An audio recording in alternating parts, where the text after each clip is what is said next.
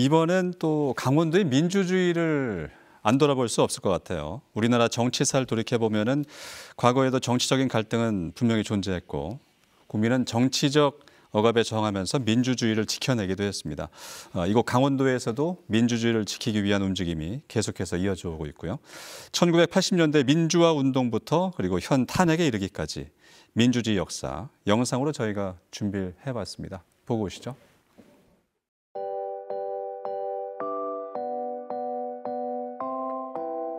(6월 10일) 항쟁에 있던 그날 강원대와 한림대 등 도내 대부분 대학가에서도 가두 시위가 벌어졌고 이후 10여일 동안 치열하고 격렬한 시위가 계속됐습니다. 여기가 8호 광장입니다. 8호 광장에서 학생들하고 경찰들하고 이제 대치하고 있는 자리입니다. 강원 민주화운동 1세대는 1980년 5.18 계엄 당시 군경과 맞섰던 현장을 아직도 생생히 기억합니다. 지키기 위해서 노력하지 않으면 훼손당한다.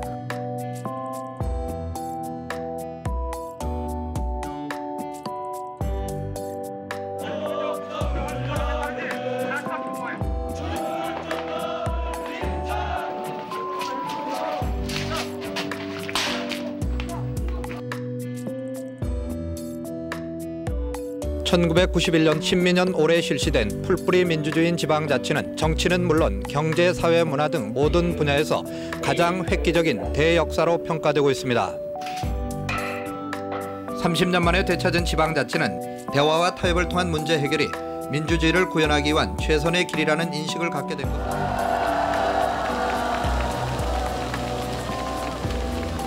책임지고 걱정을 덜어드리겠습니다.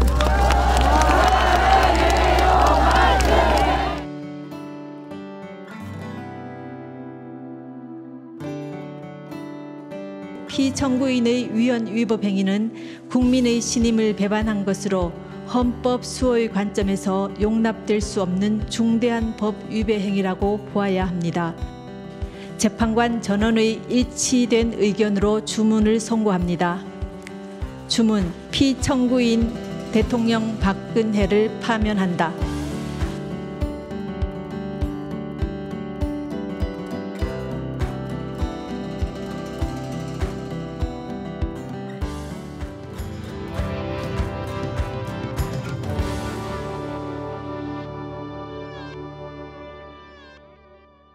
네, 80년대부터 지금까지 민주화 운동, 강원도의 역사를 한번 봤고요. 또 역사적인 순간들까지 살펴봤습니다. 김 교수님, 1980년대 우리 강원도 전역에서 기억하시죠? 민주주의를 위한 투쟁이 일어났고 2025년 지금까지도 투쟁의 불꽃은 계속 타오르고 있는 모습인데 민주주의의 역사적 순간들이 많이 있었습니다. 국민의 정치적 참여와 결정, 이 영향력을 발휘했던 순간을 좀 꼽아주신다면요? 저는 이렇게 생각해요. 이번을 포함하면 우리가 이제 현직에 있는 서슬퍼런 대통령 권력을 2번이나 권좌에서 끌어내리게 됩니다. 보통 우리는 민주주의라고 하는 것은요, 시민들의 피를 먹고 자라는 제도다, 이렇게 시적으로 표현을 합니다. 사실 민주주의 발전에 획기적인 획을 그었던 많은 사건들, 프랑스 혁명이라든가 또 미국 혁명이라든가 러시아 혁명이라든가 뭐 그것이 상식이었습니다. 네. 자, 이제 한국에서 우리가 2번이나 피 한 방울 안 흘리고 이렇게 그 현직에 있는 대통령을, 그것도 수상도 아니고 대통령을 권좌에서 끌어내렸단 말이죠. 네.